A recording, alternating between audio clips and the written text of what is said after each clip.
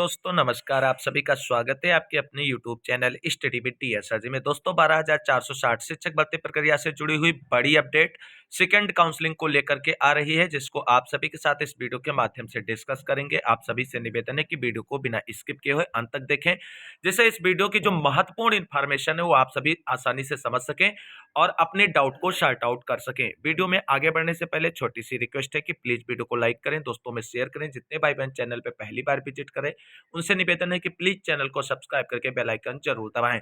दोस्तों ये वीडियो 0+51 जनपद के वेटिंग वाले साथियों और 20 जनपद वाले अभ्यर्थियों के लिए बहुत ही महत्वपूर्ण होने वाला है, तो आप सभी लोग वीडियो को अवश्य देखें।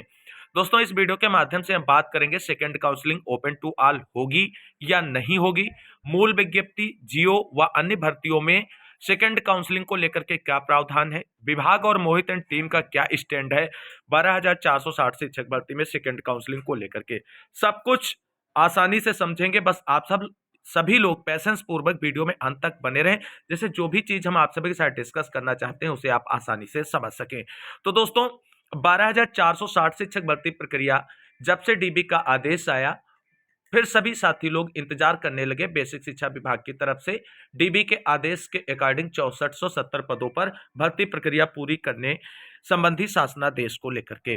लेकिन जैसे ही विभाग की तरफ से भर्ती प्रक्रिया शुरू करने संबंधी शासनादेश जारी किया गया, काउंसलिंग डेट, नियुक्ति डेट सब कुछ फिक्स करते हुए जब जियो आया तो एक घमासान मच गया और जो इस भर्ती को फंसाने के मौके की तलाश में घात लगाए बैठे थे, उनकी तरफ से भर्ती प्रक्रिया का जो जियो आया उसको इतना मैनिपुलेट करते हुए अभ्यर्थियों को समझाया गया कि आप सभी का इसमें अहित है, इसमें शून्य वेटिंग वालों का नुकसान है, इसमें 51 वेटिंग वालों का नुकसान है, इसमें 20 जनपद वालों का नुकसान है, इसमें मल्टीपल वालों का नुकसान है।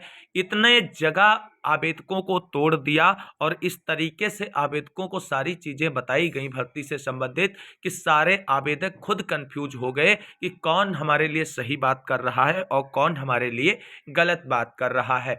और उन गलत लोगों का, चंदा चोरों का मेन उद्देश्य जो था इस भर्ती प्रक्रिया के मैनिपुलेशन करके आप सभी को एक्सप्लेन करने का, वो ये था कि किसी भी तरीके से इस भर्ती प्रक्रिया से रिलेटेड 2-3 याचिकाएं कोर्ट पहुंच जाए, भर्ती प्रक्रिया फंस जाए, फिर उन याचिकाकर्ताओं को कोर्ट में खड़ा करके हम आवेदकों से मोटी रकम ऐंठें और कोर्ट की सुनवाई के नाम पर उन सभी का आर्थिक शोषण करें। लेकिन जो इनकी तरफ से रायता फैलाया गया था उससे इन लोगों ने तो अपना मकसद सीधा कर लिया, लेकिन बेचारे जो सीधे साधे आवेदक थे, जिन्हें केवल और केवल अपनी नौकरी से मतलब था, आज वो भटकते नजर आ रहे हैं और उनको कोई भी व्यक्ति सही जानकारी नहीं दे रहा है। सभी लोग केवल और केवल अपना उल्लू सीधा करने में लगे हुए हैं। अब आवेदकों को लग रहा है कि अगर ये नहीं हुआ तो वो क्या होगा, वो नहीं हुआ तो क्या होगा। और दोस्तों आप सभी को बता दें, इन बड़े नेता जो चंदा चोर मक्कार थे, इनकी ही मांग थी कि सभी लोगों की भर्ती प्रक्रिया एक साथ पूरी की जाए और इन्हीं की मांगों को एक्सेप्ट करते हुए विभाग की तरफ से एक ही काउंसलिंग की डेट जो है वो जियो में निकाली गई। अब इनकी तरफ से जब जियो को फंसाने का कोई पॉइंट नहीं मिला तो इन्होंने 20 जनपद वाले अभ्यर्थियों को मैनिपुलेट करने का प्रयास किया और मैनिपुलेशन में उन्होंने बताया कि 20 जनपद वाले अभ्यर्थियों को अब भर्ती में मौका नहीं मिलेगा, क्योंकि जिस तरीके से सचिव सर मेरिट डाउन करने की बात कर रहे हैं और उनको समझाया गया कि आप सभी लोग उच्च मेरिट वाले होने के बावजूद भी आपके जनपद में सीटें नहीं हैं तो आपको नौकरी नहीं मिलेगी, क्योंकि अब सचिव सर ने कहा है कि हम जो भर्ती प्रक्रिया पूरी करने जा रहे हैं उसी जनपद के अभ्यर्थियों से मेरिट डाउन करते हुए पूरी करेंगे। ऐसे में 20 जनपद के अभ्यर्थी काफी परेशान हैं, लेकिन सभी अभ्यर्थियों की डायरेक्ट सचिव सर से मुलाकात या बात नहीं हो पाती है, इसलिए उन सभी के मन में शंका है इस तरीके से तो हमें नौकरी नहीं मिलेगी और हमसे कम गुणांक वाले मेरिट वाले लोगों को नौकरी मिल जाएगी जिनके जनपद में सीटें हैं। तो आप सभी को बता दें, इन सारी चीजों के मैनिपुलेशन के पीछे जो उनका उद्देश्य था, उस उद्देश्य को वो पूरा तो नहीं कर पाए, सफल नहीं कर पाए, क्योंकि अभ्यर्थियों ने इस बार एक बात ठान ली थी कि नौकरी मिले या ना मिले हमको किसी को चंदा नहीं देना है, कोर्ट केस नहीं लड़ना है। तो आप सभी को बता दें, इस वीडियो के माध्यम से हम सारी चीजें आप सभी को एक्सप्लेन करेंगे और उम्मीद करेंगे कि सारी चीजें आप सभी की यहां से शार्ट आउट हो जाएंगी 12,460 शिक्षक भर्ती प्रक्रिया में सेकंड काउंसलिंग को लेकर के। तो दोस्तों सबसे पहले हम नजर डालेंगे जो इस समय विभाग की तरफ से जियो जारी किया गया है उस जियो पर, और उसके बाद हम आगे बढ़ेंगे। इस भर्ती के जो सेकंड काउंसलिंग के सारे पन्ने हैं, दर पन्ना खोलकर आप सभी को एक्सप्लेन करेंगे। तो सबसे पहले जो जियो आया है उसे थोड़ा समझने का प्रयास करते हैं। तो दोस्तों, आप सभी लोग सबसे पहले इस भर्ती प्रक्रिया के शुरू करने संबंधी जो शासनादेश विभाग का है उस पर नजर डालते हैं, जो 18/12/2023 को रिलीज किया गया, जो पब्लिक डोमेन में 19/12/2023 को आया। इस जियो को बहुत ही सावधानी से पढ़ें और समझें, क्योंकि हम पढ़कर समझाने का प्रयास करेंगे और आप सभी समझने का प्रयास करेंगे तो आपके डाउट जो है वो दूर हो जाएंगे। ये जियो जो है सचिव उत्तर प्रदेश बेसिक शिक्षा परिषद प्रयागराज की तरफ से प्रेषित किया गया है। किसको प्रेषित किया गया है? जिला बेसिक शिक्षा अधिकारी। किन जनपदों के? तो फिरोजाबाद, मैनपुरी, अलीगढ़, एटा, कासगंज, हाथरस, मथुरा, बदायूं, पीलीभीत, फतेहपुर, प्रतापगढ़, कौशाम्बी, वाराणसी, चंदौली, जौनपुर, मिर्जापुर, सोनभद्र, भदोही, हरदोई, सीतापुर, रायबरेली, उन्नाव, देवरिया, कुशीनगर, महाराजगंज, बस्ती, सिद्धार्थनगर, ललितपुर, जालौन, चित्रकूट, बांदा, महोबा, हमीरपुर, अयोध्या, बाराबंकी, सुल्तानपुर, अमेठी, अंबेडकर नगर, गोंडा, बलरामपुर, बहराइच, श्रावस्ती, रामपुर, बिजनौर, अमरोहा, कानपुर देहात, औरैया, फर्रुखाबाद, कन्नौज, बलिया और शामली।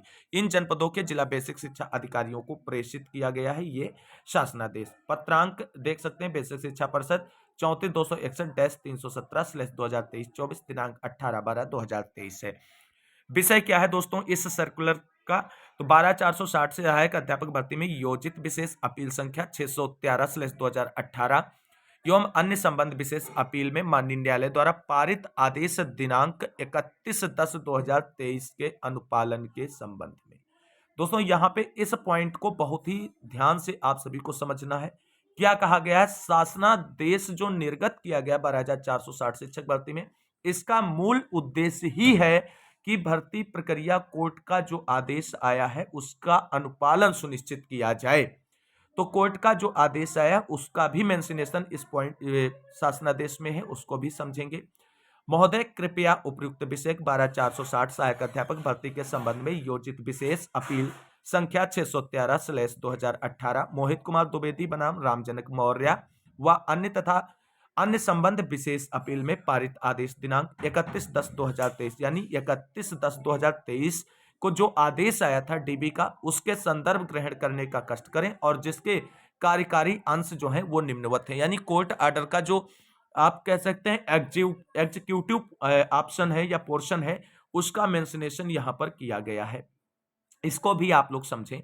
इन view of what has been stated above, while setting aside the impacted order dated 1/11/2018 passed by the single bench, be dispose of all the special appeals with a direction to the authorities concerned to take a decision to fill up all the post। यानी यहां पे देखो बात की गई to fill up all the post inclusive of residual 6470, यानी अवशेष जो 6470 पद हैं उनको भरने की बात की गई है। सभी पदों को fill up all the post 6470 सभी पदों को भरने की बात कोर्ट ऑर्डर में की गई है। किस आधार पे भरा जाएगा उसका भी देख लीजिए। By preparing a common merit list of all the eligible assistant teacher as per NCT notification, read with notification a circular dated 16/12/2016, नहीं दोस्तों 26/12/2016, यहाँ पे माफी चाहते हैं, डेट गलत पढ़ दी हमने। तो यहाँ पे स्पष्ट मेंशन किया गया है कोर्ट के आदेश में भी कि जो नोटिफिकेशन या जो 26/12/2016 को नोटिफिकेशन आया था उसके अकॉर्डिंग टू ही इस भर्ती प्रक्रिया में जो आगे प्रक्रिया की जाएगी respective districts as discussed hereinabove within a period of 3 months from the dated of production of the certified copy of this order, subject to the preparation of merit list as directed the interim order dated 17/11/2018 and extended wide order 22/7/2019 shall remain in operation for 3 months or till preparation of said merit list whichever is earlier। तो दोस्तों, यहाँ पे जो बात की गई है वो पूरी तरीके से क्लियर कर रहा है कि 6470 पदों के भरने की बात की गई है और कॉमन मेरिट के बिहाफ पे बात की गई। तो इस आर्डर का जियो में मेंशन होने का तात्पर्य ही है कि इस जियो का जो मेन उद्देश्य है वो भर्ती प्रक्रिया कोर्ट के आदेश के अकॉर्डिंग आगे बढ़ाना। इसमें यहाँ पर एक चीज आप सभी लोग ध्यान देना कि subject to the preparation of merit list as directed the interim order 17/11/2018 का जो अंतरिम आदेश था और जो एक्सटेंडेड वाइड ऑर्डर था 22/7/2019 का ऑर्डर था, उसके अकॉर्डिंग जो 3 महीने के अंदर भर्ती प्रक्रिया पूरी करनी है। तो कुल मिलाकर के सारी चीजें यहाँ पे क्लियर हैं कि कोर्ट के आदेश को फुलफिल करने के लिए यह शासनादेश निर्गत किया गया है। अब यहाँ पर आप सभी लोग देख सकते हैं कि माननीय उच्च न्यायालय द्वारा पारित आदेश दिनांक 31/10/2023 के अनुपालन में जनपदीय चयन समिति द्वारा 26/12/460 सहायक अध्यापक भर्ती प्रक्रिया में निम्न समय सारणी अनुसार कार्रवाई किया जाना सुनिश्चित है। तो यहाँ पे आप सभी लोग देख सकते हैं 1 2 3 पॉइंट दिए हुए हैं।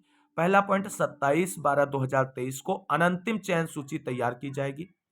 दोस्तों, अनंतिम चयन सूची के बारे में हमने आप सभी से बात किया था। अनंतिम चयन सूची में वो सभी आवेदक आएंगे जो इस भर्ती का विज्ञापन आया था उस समय जितने अध्यापकों ने इसमें आवेदन किया था, तो सभी आवेदकों को अनंतिम चयन सूची में शामिल किया जाएगा।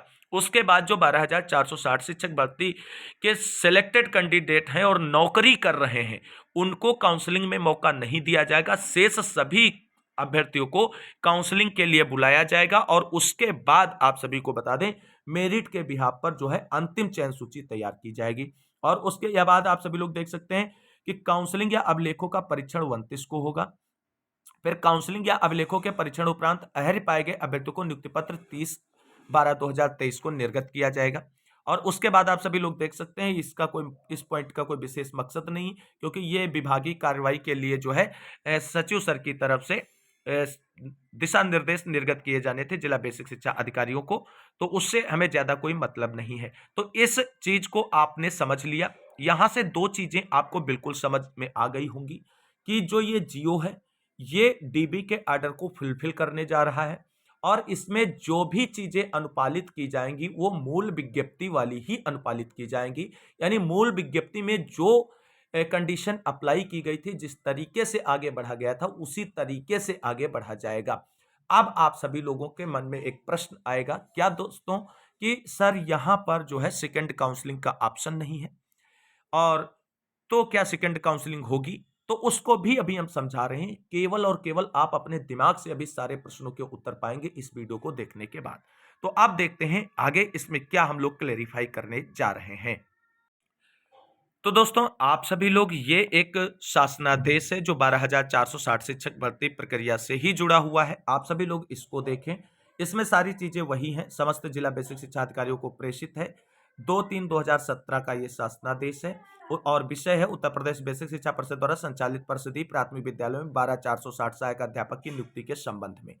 महोदय कृपया शासनादेश संख्या 3300/79-5-2016 और 4127/2013 दिनांक 15 दिसंबर 2016 का संदर्भ ग्रहण करने का कष्ट करें, जिसके अनुक्रम में परिषदीय प्राथमिक विद्यालयों में 12,460 सहायक अध्यापक पद पर नियुक्ति हेतु दिनांक 28/12/2016 से 7/2/2017 के मध्य ऑनलाइन आवेदन प्रक्रिया पूर्ण की गई है।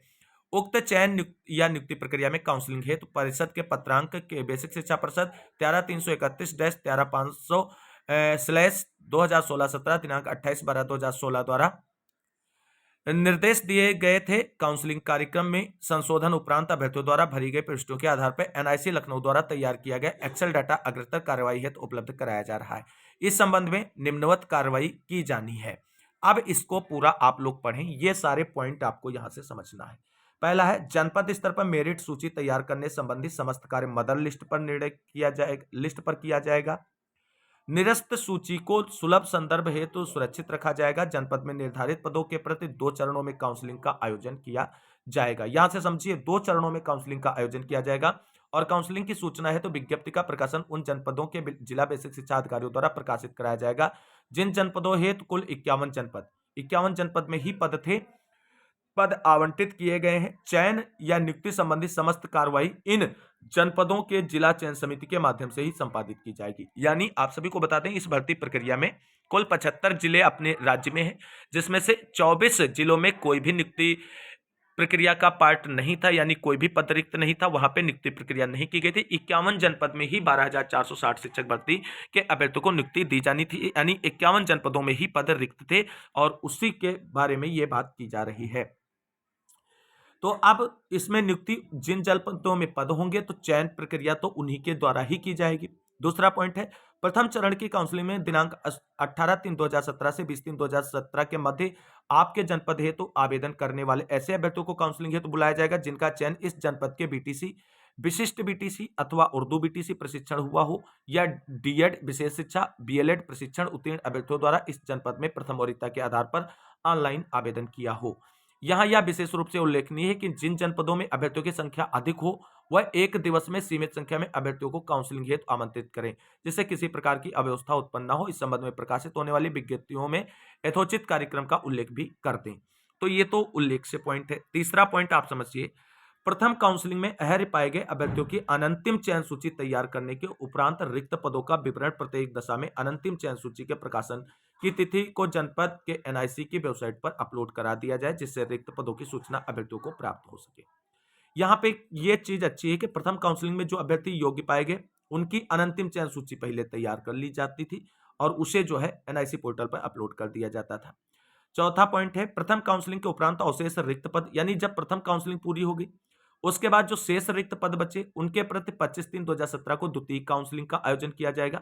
उक्त काउंसलिंग में प्रदेश के किसी भी, यहां से यह चीज समझना दोस्तों, इस पॉइंट को आप लोग समझना कि प्रथम काउंसलिंग के बाद जो द्वितीय काउंसलिंग होगी यहां से 20 जनपद वाले अभ्यर्थियों का डाउट बिल्कुल शार्ट आउट होने वाला है। प्रथम काउंसलिंग के उपरांत अवशेष रिक्त पदों के प्रति दिनांक 25/3/2017 को द्वितीय काउंसलिंग का आयोजन किया जाएगा। उक्त काउंसलिंग में प्रदेश के किसी जनपद के ऐसी अभ्यर्थी प्रतिभाग कर सकते हैं जिनका चयन प्रथम चरण की काउंसलिंग में ना हुआ हो, या यहाँ यह विशेष रूप से उल्लेखनीय है कि काउंसलिंग में प्रतिभाग करने वाले अहर्य ऐसे अभ्यर्थियों के मूल अभिलेख जमा करा लिए जाएंगे जिनका अनंतिम चयन हो गया है। किंतु यदि कोई अभ्यर्थी काउंसलिंग के उपरांत अनंतिम रूप से चयनित न हुआ हो तो उनके मूल अभिलेख काउंसलिंग की तिथि के अगले ही दिन वापस कर दिए जाएं, जिससे उन्हें किसी अन्य जनपद में होने वाली काउंसलिंग में प्रतिभाग करने में कठिनाई ना हो। इस बात की सूचना काउंसलिंग के दिवस को सभी अभ्यर्थियों को दे दी जाए। तो यानी द्वितीय काउंसलिंग में जो बात की गई थी वो आप सभी लोगों के लिए है कि आप ओपन टू ऑल वाला कॉन्सेप्ट यहां पर लागू हो रहा है। पांचवा पॉइंट कहता है कि काउंसलिंग में अभ्यर्थियों के शैक्षिक अभिलेख, निवास, जाति प्रमाण पत्र व अन्य अभिलेखों से ऑनलाइन आदेश में भरी गई आवेदन में भरी गई प्रविष्टियों का मिलान किया जाए। सभी जिला बेसिक शिक्षा अधिकारी सुनिश्चित करेंगे कि शासनादेश में उल्लिखित प्रावधान अनुसार केवल ऐसे प्रशिक्षण उपाधिधारी एवं टीटी उत्तीर्ण अभ्यर्थी ही चयन के पात्र होंगे जिनकी न्यूनतम या शैक्षिक या प्रशिक्षणिक अर्हता शासनादेश निर्गत होने की तिथि को पूर्ण होनी चाहिए। ये तो कोई पॉइंट हमारे लिए इंपॉर्टेंट नहीं। छठा पॉइंट समझते हैं, 2 चरणों की काउंसलिंग के उपरांत जनपद में निर्धारित पदों के प्रति तैयार की गई अनंतिम चयन सूची जो में सम्मिलित अभ्यर्थियों को प्रदेश में सभी जनपदों में दिनांक 31/3/2017 को नियुक्ति पत्र निर्गत करने की कार्रवाई की जाएगी। यानी एक साथ सभी को काउंसलिंग करा करके लेटर ज्वाइनिंग लेटर देने की बात की गई थी। वहीं फिर है 12,460 सहायक अध्यापकों की नियुक्ति है। जनपद स्तर पर काउंसलिंग की कार्रवाई है तो निम्नलिखित समय सारणी निर्धारित की जा रही है। तो दोस्तों यहाँ पर आप सभी लोग आगे देख सकते हैं कि ये उस समय जो है काउंसलिंग शेड्यूल जारी किया गया था विभाग की तरफ से आप सभी की भर्ती प्रक्रिया को लेकर के, जिसमें सारी चीजें मेंशन है और आप सभी लोग इन चीजों को बहुत देखे होंगे, पढ़े होंगे, समझे होंगे। सारी चीजें आप समझते रहिए, फिर बाद में हम आपको बताएंगे इसका सारांश क्या है। यहाँ पे आप सभी लोग आगे देखेंगे कि ये सारी चीजें क्या आप सभी लोगों के लिए है, ये चीजें आप सभी लोगों को देखना है, क्या आप सभी के काम की है। हमें लग रहा है कि ये आप सारी चीजें पढ़ चुके होंगे, इसको लेकर के हम फालतू में समय जाया नहीं करेंगे आप सभी को। तो दोस्तों ये तो मूल विज्ञप्ति या मूल शासनादेश इस भर्ती का था, जिससे इंपॉर्टेंट पॉइंट हम लोगों ने समझ लिए कि क्या है इस मूल शासनादेश में। तो दोस्तों 12,460 शिक्षक भर्ती का मूल शासनादेश समझने के बाद हम फिर से वापस आ गए हैं अपने 12,460 शिक्षक भर्ती के जो 18 तारीख को सर्कुलर जारी हुआ है उस पर। तो दोस्तों अब आप लोग यहाँ पे एक चीज समझें इस पॉइंट को कि 26/12/2016 को जो नोटिफिकेशन जारी किया गया था या सर्कुलर जारी किया गया था उसके एस्पेक्ट में या रेस्पेक्टिव में इस भर्ती प्रक्रिया को आगे बढ़ाया जाएगा। तो क्या उसके नियम इस पे लागू नहीं होंगे? बिल्कुल लागू होंगे दोस्तों, और लागू होंगे तो जो नियम कानून कायदे वहां पे लागू हुए थे यहाँ भी लागू होंगे। इससे आप सभी लोगों को बता दें जो आप सभी लोगों के मन में डाउट है और जो आप सभी लोगों को बहकाया गया है, भरमाया गया है कि 12,460 शिक्षक भर्ती में चयन सूची बहाल कर दी जाएगी, उसके बाद किसी को नौकरी नहीं दी जाएगी, भर्ती क्लोज्ड कर दी जाएगी, दोस्तों ऐसा अगर कुछ होगा तो क्या आप सभी लोगों के पास ऑप्शन नहीं रहेंगे अपने हक और अधिकारों के लिए लड़ने के लिए? बिल्कुल रहेंगे। आप भी कोर्ट की शरण में जा सकते हैं और आपको न्याय मिलेगा। दोस्तों ऐसा कुछ नहीं होने वाला है। ये उस भर्ती का पार्ट है जो 2016 में शुरू हुई थी और उसकी आधी भर्ती प्रक्रिया पूरी हो चुकी है। अब आधी भर्ती प्रक्रिया अब कोर्ट के आदेश के अनुरूप पूरी होने जा रही है। तो आप सभी को बता दें, एक भर्ती में 2 नियम कभी भी विभाग अप्लाई नहीं करेगा। जो नियम उस समय अप्लाई हुए थे उन्हीं नियमों के बिहाफ पर इस भर्ती प्रक्रिया को डन किया जाएगा। किसी भी साथी को परेशान नहीं होना है। सारी चीजें आप आसानी से समझिए। पढ़े लिखे शिक्षित हैं, अध्यापक बनने जा रहे हैं। और कुल मिलाकर के आपको बता दें, सेकंड काउंसलिंग में ओपन टू ऑल सभी को मौका मिलने वाला है। कोई भी अभ्यर्थी जिस जनपद में सीटें रिक्त होंगी वहां पे काउंसलिंग करा सकता है। इसको लेकर के कोई भी बाउंडेशन किसी भी अभ्यर्थी पर नहीं लगाया गया है। और जो आप सभी को खबर बताई जा रही है कि जिस जनपद में सीटें रिक्त होंगी उसी जनपद के आवेदकों को जो है मेरिट डाउन करते हुए नौकरी दी जाएगी। तो ऐसे में जो उत्तर प्रदेश सरकार का एजेंडा है गुणवत्तापूर्ण शिक्षा या RTE 2009 का मेन उद्देश्य गुणवत्तापूर्ण शिक्षा, क्या उसको ये कंडीशन फुलफिल करती है? नहीं करती है ना, तो ये भी चैलेंज हो जाएगा मैटर। तो कुल मिलाकर के सारी चीजें आप सभी लोगों के लिए सकारात्मक हैं। विज्ञप्ति आने दीजिए, काउंसलिंग विज्ञप्ति आएगी, सारी चीजें क्लियर हो जाएंगी, सभी को मौका मिलेगा और किसी भी साथी को बिल्कुल भी परेशान होने की, डिप्रेशन में जाने की जरूरत नहीं है। पदों की संख्या काफी है। आवेदक अभी आपको बताया जा रहा है कि आवेदक बहुत हैं, बहुत हैं। दोस्तों जब कोर्ट की सुनवाइयां चल रही थी और आदेश नहीं आ रहा था तब आवेदकों की संख्या कम थी। जैसे कोर्ट का आदेश आ गया, भर्ती प्रक्रिया शुरू हुई, आवेदक बढ़ गए। तो क्या ये सारे आवेदक आसमान से टपके हैं या कहीं चले गए थे जो फिर से आ गए हैं? साथियों सारी चीजें आप सभी लोगों को ओवरकम करके दिखाई जा रही हैं। इतना कुछ भयानक स्थितियां नहीं है 12,460 शिक्षक भर्ती में। सारी चीजें अंडर कंट्रोल्ड हैं। विभाग ने आप सभी को क्लेरिफाई किया है। तो चीजें आप सभी लोग विश्वास करें। इन चंदा चोरों की बातों पर आकर के आप सभी लोग केवल और केवल मानसिक और आर्थिक रूप से परेशान होंगे और आपको कुछ भी हाथ नहीं लगेगा। तो दोस्तों अब आपको बता दें, बात करते हैं अन्य एस्पेक्ट पे जो इस भर्ती से रिलेटेड हैं और उसको भी समझने के बाद ही इस वीडियो को द एंड करेंगे हम। तो दोस्तों यहां पे हम जब आगे समझते हैं तो मूल विज्ञप्ति को तो हम लोगों ने देख लिया, या मूल जो शासनादेश था उसको देख लिया, अपना जियो समझ लिया। अब बात करते हैं क्या अन्य भर्तियों में ऐसा प्रावधान है कि सेकंड काउंसलिंग में ओपन टू ऑल किया जाए। दोस्तों एक बाउंडेशन आप सभी लोगों के सामने एक रख दी जाती है कि इस भर्ती में स्टेट लेवल की मेरिट नहीं लागू की जा रही, इसलिए ओपन टू ऑल नहीं किया जाएगा। दोस्तों ये केवल और केवल आप सभी को बरगलाने बहकाने की कोशिशें हैं। आप सभी लोगों को बता दें, इससे पहले कई ऐसी भर्तियां हो चुकी हैं। एक उर्दू शिक्षक भर्ती हुई थी, एक 16,000 कुछ पदों की भर्ती हुई थी जिसमें जनपद वाइज ही मेरिट लिस्ट तैयार की गई थी, लेकिन उसमें सेकंड काउंसलिंग में ओपन टू ऑल का ऑप्शन सभी को मिला था और सभी ने अपने उन जनपदों में काउंसलिंग कराई थी जहां पर सीटें रिक्त थी और अभ्यर्थियों की संख्या कम थी। तो इस भर्ती में भी वो लागू होगा। और जो ये भर्ती अभी इनकम्प्लीट भर्ती है 2016-17 की, तो उसी के नियमा अनुसार ही इस भर्ती प्रक्रिया को आगे बढ़ाया जाएगा, क्योंकि इस भर्ती प्रक्रिया को नए सिरे से नहीं करना है, उस भर्ती का कंप्लीशन करना है। यानी इस कह लीजिए कि इस भर्ती प्रक्रिया को पूरा करना है। आधा कर लिया गया था, आधा करना है। तो ऐसा तो है नहीं कि आधे में कुछ और नियम लगे थे, आधे में कुछ और नियम लगेंगे। तो वो चीजें आपको केवल और केवल परेशान करने के लिए एक्सप्लेन की गई हैं, बाकी और कुछ नहीं। दोस्तों अब बात करते हैं विभाग और मोहित एंड टीम का क्या स्टैंड है इस भर्ती को लेकर के और भर्ती में सेकंड काउंसलिंग को लेकर के। तो आप सभी को बता दें, जैसे अभ्यर्थियों की तरफ से जब लगातार मुलाकात की जाती रही तो सचिव सर ने कहा कि हमें कोर्ट से 6470 पद भरने का आदेश है और हम 6470 पद भरेंगे। First counselling, second counselling, third counselling, जितनी भी काउंसलिंग होगी उतनी काउंसलिंग में हम पद भरेंगे। लेकिन अभ्यर्थियों को डाउट क्या है कि जियो में सेकंड काउंसलिंग की डेट मेंशन नहीं, इसलिए हो सकता है कि सचिव सर सेकंड काउंसलिंग ना कराएं। ये भी बात सही है। तो इसको लेकर के जब व्यक्तिगत रूप से सचिव सर से मिला गया तो सचिव सर ने कहा कि परेशान ना हो, हम 6470 पद कोर्ट के आदेश के अनुरूप बनने जा रहे हैं। सेकंड काउंसलिंग, थर्ड काउंसलिंग जो भी जरूरत पड़ेगी हम करवाएंगे, वो विभाग की हेडेक है।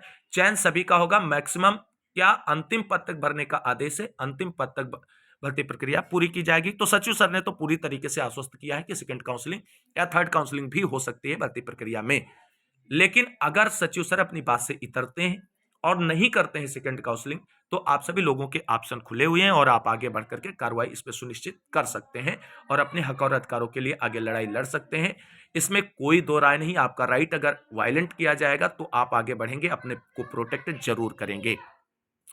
आप बात करेंगे मोहित एंड टीम का क्या स्टैंड है 12,460 शिक्षक भर्ती में सेकंड काउंसलिंग को लेकर के। तो दोस्तों सबसे पहले देखेंगे मोहित द्विवेदी की तरफ से क्या इस पे कंफर्मेशन है। तो साथियों, लगातार अभ्यर्थियों की तरफ से प्रश्न जब पूछा जा रहा था कि मोहित भैया आप बताइए कि सेकंड काउंसलिंग होगी कि नहीं होगी, तो सोशल मीडिया पर एक पोस्ट उनकी तरफ से शेयर की गई थी और बोला गया था कि 200% सेकंड थर्ड फोर्थ काउंसलिंग तक होगी। यहाँ पे आप सभी लोग देख सकते हैं, ये मोहित द्विवेदी की ही पोस्ट है दोस्तों, जहां पे उन्होंने कहा कि 200% सेकंड थर्ड और फोर्थ काउंसलिंग भी होगी, जब तक पूरे पद भर ना जाएंगे तब तक होगी, ये कोर्ट का आर्डर है। इस तरीके से इन्होंने कहा था। तो इनका भी मानना है कि विभाग जो है आगे सेकंड थर्ड और फोर्थ काउंसलिंग कर सकता है सभी पदों को भरने को लेकर के। अब इनकी टीम के एक दूसरे सदस्य उनकी तरफ से क्या कहा गया है उस पर नजर डाल लेते हैं। देखिए, ये मोहित एंड टीम के एक सक्रिय साथी उमेश चंद्र हैं, उनकी तरफ से भी ये चीज एक्सेप्ट की गई है कि जिनको अभी भी समझ में नहीं आ रहा है कि 15/12/2016 की गाइडलाइन को पढ़ें, और जो विज्ञप्ति जारी हुई उसमें साफ साफ लिखा है कि 15/12/2016 की गाइडलाइन को मानते हुए 6470 अंतिम पद तक भर्ती प्रक्रिया को पूरा करेंगे। लेकिन इतनी सी बात किसी को समझ नहीं आ रही है। इस समय लोगों को बस एक काम रह गया है, गुमराह होना। कम से कम अपना भविष्य है, कुछ तो सोचा करो आप लोग। यदि किसी इसके बाद अभी गुमराह हैं तो अपने आसपास कुछ पढ़े लिखे लोगों से एक बार विज्ञप्ति को दिखाएं। यदि इसके बाद भी बात समझ में नहीं आती तो हर मोहल्ला शहर गांव में अधिवक्ता है, संपर्क करें। आप सभी बिना मतलब के खुद परेशान हैं और दूसरे को परेशान कर रहे हैं। ये उमेश चंद्र की तरफ से जो है, ये मोहित इन टीम के सक्रिय साथी उनकी तरफ से 12,460 शिक्षक भर्ती में सेकंड काउंसलिंग और 6470 पदों पर नियुक्ति को लेकर के बड़ी स्टेटमेंट सोशल मीडिया के माध्यम से आप सभी के बीच रखी गई थी। तो कुल मिलाकर के सारी चीजें ये क्लियर कर रही कि 12,460 शिक्षक भर्ती में भर्ती प्रक्रिया अंतिम पदों तक पूरी की जाएगी और सभी के चयन के साथ पूरी की जाएगी 0+51 जनपद को मिलाते हुए। तो कोई टेंशन लेने की बात नहीं है।